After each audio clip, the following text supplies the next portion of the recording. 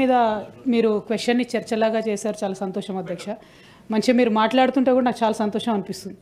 ఆనాడు తెలంగాణ రాష్ట్రం ఏర్పడ్డ తర్వాత చిన్న జిల్లాలు చేసుకొని జిల్లాలో అత్యంత పేదరికంలో ఉన్న వాళ్ళందరినీ కూడా బాగు చేసుకోవాలనే సదుద్దేశంతో చిన్న జిల్లాలు చేసుకున్నాం అధ్యక్ష. తర్వాత న్యాచురల్లీ అక్కడ రావాల్సిన ఉద్యోగులు ఎస్టాబ్లిష్మెంట్ దీని అంతటి మీద కూడా గవర్నమెంట్ ఎక్సైజ్ చేసి ఆనాడు 317 జీవో తెచ్చుకున్నప్పుడు అడ్డగోలు విమర్శలు ఆనాడు చేసినటువంటి వాళ్ళంతా ఇవాళ అధికారంలో ఉన్నారు, ఇంక్లూడింగ్ ప్రొఫెసర్ కోదండరామ్ సార్. ఇప్పుడే మాట్లాడుతూ నాకు ఎంత సంతోషం. నిజానికి 317 జీవో చాలా తక్కువ స్థాయిలో ఎఫెక్ట్ చేసింది, 2-3 జిల్లాల్లోనే ఎఫెక్ట్ అయిందని అన్నారు. కానీ ఆనాడేమో అట్లా మాట్లాడలేదు. యావత్ తెలంగాణలో ప్రతి ఒక్కరు బాధపడుతున్నారు అన్నట్టు మాట్లాడారు. నేను ఒకటే రిక్వెస్ట్ చేస్తా ఉన్నా అధ్యక్ష, రైట్, మా వల్ల మిస్టేక్స్ అయి ఉండొచ్చు, ఇవాళ మేము అధికారంలో లేము, ఆ మిస్టేక్స్కి ఫలితంగా మీరు అధికారంలోకి వచ్చి 1 ఇయర్ అయింది కదా, ఇప్పటికి కూడా సమస్యలు చెప్తే ఎట్లా అధ్యక్ష? సొల్యూషన్ చెప్పండి, ఇప్పటికి సొల్యూషన్ చెప్పండి. 317 దా కాకుండా ఎట్లా చేస్తారు అది చెప్పండి. అది చెప్పకుండా 317 అట్లయింది ఇట్లయింది అని అంటే ఎట్లా?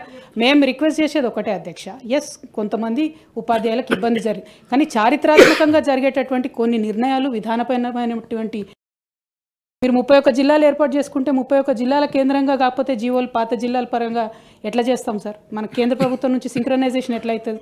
అంటే తమ సీనియర్ సభ్యులు సార్, నేను మిమ్మల్ని పర్సనల్గా తప్పు పట్టాలన్నది నా ఉద్దేశం కాదు. ఒకసారి జిల్లాలంటూ ఏర్పడ్డ తర్వాత వాటిని మనం కేంద్ర ప్రభుత్వానికి రికగ్నిషన్ కోసం పంపించిన తర్వాత సింక్రనైజేషన్ అనేది సిస్టంలో ఉండాలి కదా sir. So solution has to be found in that spirit. కానీ ఇప్పటికీ ప్రాబ్లమ్స్ డిస్కస్ చేసి ఇప్పటికీ మమ్మల్ని అనాలన్నది కొద్దిగా హాస్యాస్పదంగా అనిపిస్తాం sir. But I really hope తొందరగా సొల్యూషన్ ఫైండ్ అవుట్ చేయాలని కోరుతాం.